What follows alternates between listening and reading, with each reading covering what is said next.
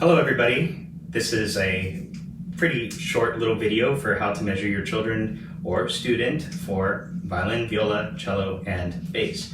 Now, I know a lot of you are at home and your teachers are wanting to know what sizes they need to get you, but in order for them to give you an accurate measurement, we need to know how to measure your arm. So, to start out with, I have a local teacher here, who happens to be my wife. This is Mrs. Contreras, and she's going to help us by being the person I'm going to be measuring. So, to start out with, I'm going to do it first with our normal ruler, which we use at the shop, but I'll also show you how to do it with a tape measure. So let's go ahead and start.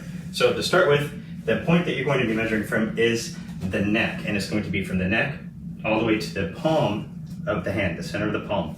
So if you don't mind, would you put your arm straight out to your side, palm up, and you'll measure right from the base of the neck to the center of the palm. And in this case, we have a measurement of 25 inches. Now, I'll put down below all the measurements so you know which is which, but the main thing is 25 inches. That's the number that you'll be giving to your teachers. I'm going to show you real quick. If you have an instrument, like if you have a sibling or another child who's already playing on an instrument, here's a full-size violin. We're going to show you what to look for. So go ahead and stick this up on your shoulder.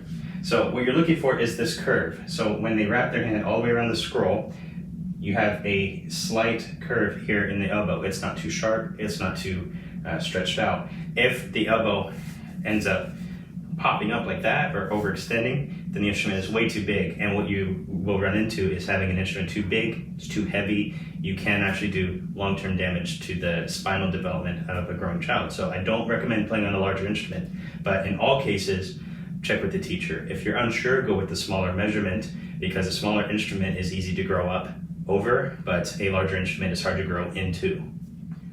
All right, now for the tape measure, is very similar to an approach as you would use with the yardstick. The difference is you have to be very careful about the catch here. You don't want to get this on the neck of your student. You don't want to scratch them. But the idea is still the same. If you don't mind, go ahead and put your arm straight out and palm up. So we'll go to the neck, and then again, it's the center of the palm. So in this case, right here, we're measuring just over 24 inches. So very, very similar, and you can use it with any tape measure. So the other thing that I get asked a lot of times is why right arm versus left arm. And the reason we always use the left is because when you're holding a viola or violin, it's going to be the left arm. And a second question we get, does it matter if they're left-handed or right-handed? And the answer is no. In general, musicians, especially on stringed instruments, are ambidextrous. The left hand does all this craziness, the right hand does all that craziness. Very, very different and equal operation. So it doesn't really matter if you're right-handed or left-handed.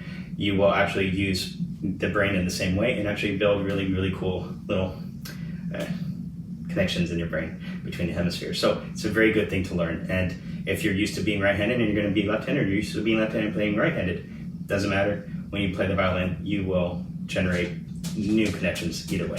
All right. Well, again, thank you for joining us, and pardon for my ramblings, and we'll see you again sometime soon. Thank you.